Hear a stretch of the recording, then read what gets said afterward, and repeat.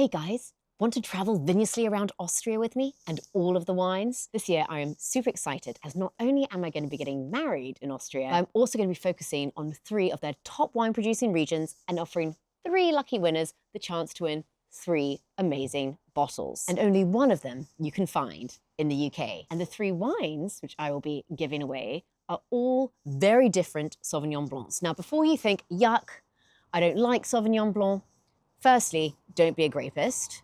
Sauvignon Blanc comes in all kinds of guises. And secondly, Styria is known for producing the most diverse offering of Sauvignon Blanc in the world. The wines here are all super expressive of where they come from, are gently aged or at least fermented in oak, and there really is something here from everyone. If you love aromatic New Zealand Sauvignon Blanc, then this super top-tier Sauvignon from Tement Winery is the one for you. Now, here's some little translation tips. As you can see here, it says Weingut, which means winery. Ried here denotes the fact that it is a single vineyard. So this means that these are special denoted vineyards which offer something extra unique and special. Zayeg is the name of the vineyard, and it's got a GSTK, which basically is the equivalent of a Grand Cru.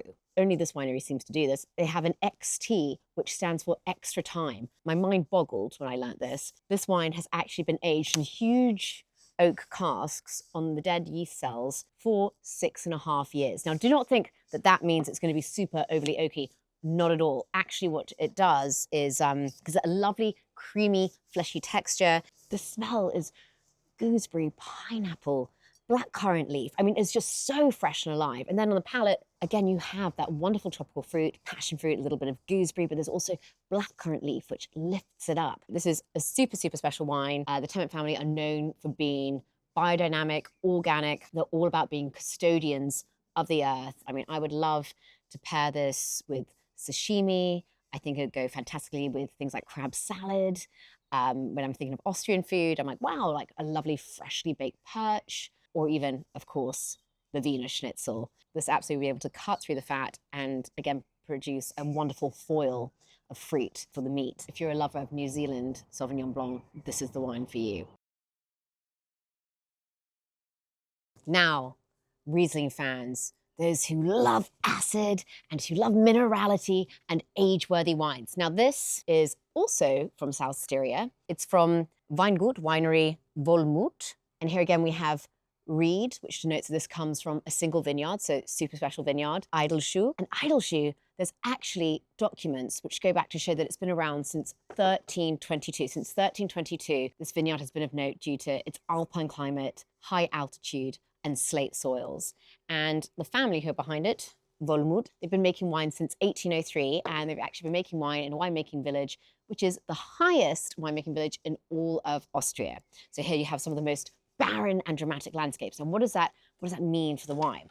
Well, this wine here has been fermented in oak, but then rested on the dead yeast cells for about 18 months. What does that mean? Well, it's not as golden as the others. It means that you're going to have like texture and extra richness from their yeast cells. But again, there shouldn't be anything overtly oaky. I mean, it is so refreshing. It smells of kumquat. There's a little bit of apricot there. You can already, my tongue starts percolating a little bit. And then extremely pristine, racy. Fans of Riesling, you love that racy acidity. And this by far has the most racy acidity out of the 2 of them. And there's a lovely saline quality on the finish, which is super satisfying and cleansing. It would be fantastic again with sashimi, ceviche, delicate kind of seafoods that you could do it, of course, with oysters.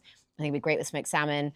I also actually think that this would be fantastic with like something like a battered fish and chips, because actually it's just so zingy and tangy and it'd be able to cut through the fat. It'd be like having like your vineyard salt for the for the chips. And as it can cut through fish and chips, it would also be fantastic with stuffed calamari. And if I'm thinking Austrian, I'm thinking of the wine taverns in Styria known as Buschenschank, and they would serve this with kind of cuts of meat, cheese, pickles, and like horseradish. And this again would absolutely be able to stand up to everything and cut through the fattiness of the meat dishes. It's just a really delightful, refreshing companion to have on a sunny summer's day.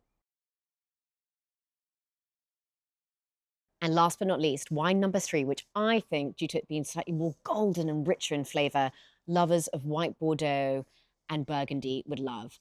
I was also really happy to discover that it's available in the UK too. This is Sauvignon Blanc from, we're going now to West Steiermark. The other two are from South Steiermark. It's from Lex Langmann. Their winery, it says it's been around since 1746. What I love about this wine is it actually comes from the highest, steepest vineyard for Sauvignon Blanc in the whole of Europe. And so you get a lot of intensity from the fruit because it gets sunshine during the day, but then due to the altitude, it gets cooler again at night. The wine is actually aged in small oak barrels for 2 years. Look at that golden color.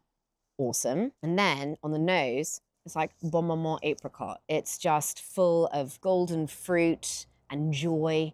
And then on the palate, you get that apricot. You get a little bit of peach. There's a little subtlety of cindered toffee in the background there. But again, the fruit really comes through. And again, like with all of these wines, you get this saline minerality, this like lovely, fresh, vervy element going on, which means that yes, you have intensity of fruit, but it's also immediately picked up on by the palate and it's really cleansing. But my family and I, when we discovered that this wine was available in England, like we're absolutely going to get it. We were saying, well, you could absolutely have this white wine with like really meaty casserole dishes. In Austria, I can imagine pairing this with goulash or paprika chicken. It won't just cut through the fat because it does have great acidity and a long finish. It will actually add to everything too because of its golden fruit. All very different, but as I said, there is something here for everyone. If you want to win these wines, all you have to do is like this post, tag someone you want to share these wines with, and follow the Austrian Wine Board on Instagram. All of the details will be in the caption. I hope you've enjoyed learning a little bit more about Austria's most underrated white wine region, and I look forward to announcing the winners very soon.